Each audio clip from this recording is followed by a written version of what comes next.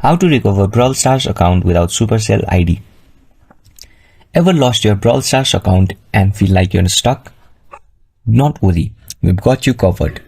In this video, we're going to show you how to recover your account even if you've not set up your Supercell ID. It is simple, easy, and we're going to walk you through it step by step. So let's dive in and get you back in the game. Simply open a default web browser in a device. Search for Brawl Stars support in the search bar. Tap on the result that says Brawl Stars from the list of results. Here you'll get login page in the screen. Enter your name in the name field and then enter your last name in the last name section. Enter your email in the email space and then enter your message in the message space. Finally, tap on send message button on the bottom side. And everything will be set and done once you are finished with every steps.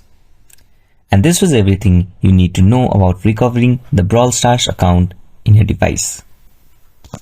If you find this video helpful, please make sure to like and subscribe to our channel.